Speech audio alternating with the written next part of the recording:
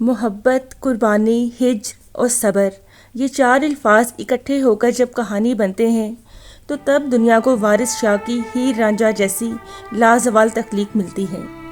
یہ کہانی صرف 2 عاشقوں کی نہیں بلکہ یہ دل اور روح کی جنگ ہے۔ یہ ایک صوفیانہ سفر ہے جہاں ظاہری عشق عشق حقیقی کا راستہ اور زینہ بن جاتا ہے۔ رانجھا جو جٹ قبیلے کا لاڈلا اور راج دلارا تھا، اپنے گھر کے جھگڑے کی وجہ سے سب کچھ چھوڑ دیتا ہے اور یہاں سے اس کی مسافت کا سفر شروع ہوتا ہے اور قسمت اسے ہیر تک لے آتی ہے۔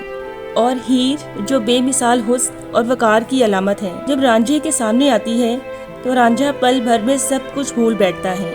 وارث شاہ ہیر کی تعریف ان الفاظ میں لکھتے ہیں: ہیر دی صورت نرالی، جگ وچ اودی شان نرالی، رانجھا اونوں ویکھ کے دیوانہ ہو گیا۔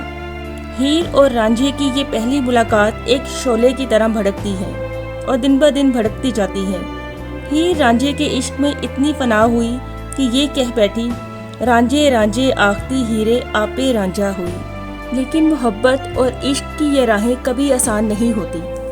کیدو جو ہیر کا ماموں تھا، ایسے شرپسند لوگ ہر جگہ موجود ہوتے ہیں جو محبت کرنے والوں کے درمیان آگ لگاتے ہیں۔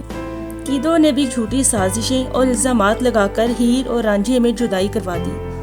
ہیر کی جدائی سے دل برداشتہ رانجھا زخمی دل کے ساتھ اپنا روحانیت کا سفر شروع کرتا ہے اور ایک مرشد کی صحبت اختیار کرتا ہے اور باقی ساری زندگی درویشی اور فقیری کے انداز میں گزارتا ہے۔ اور پیچھے ہیر جو رانجھے کی جدائی سے غم خوار ہوتی ہے، اس کی شادی زبردستی کروا دی جاتی ہے۔ وارث شاہ لکھتے ہیں: جبر نال رشتے بنائے جا سکتے نہیں اور دل نو زنجیر وچ قید نہیں کیتا جا سکتا۔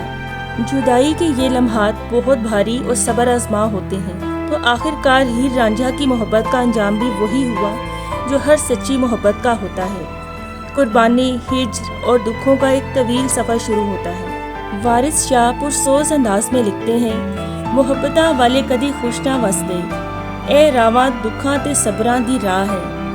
ہیر اور رانجھا کی یہ کہانی صرف عاشقی کا ایک قصہ نہیں بلکہ یہ ہمیں بتاتی ہے کہ عشق اگر پاکیزہ اور سچا ہو تو انسان بھٹکتا نہیں بلکہ دکھوں اور صبر کا سفر طے کرتا ہوا عشق الہی کی حقیقت پا لیتا ہے۔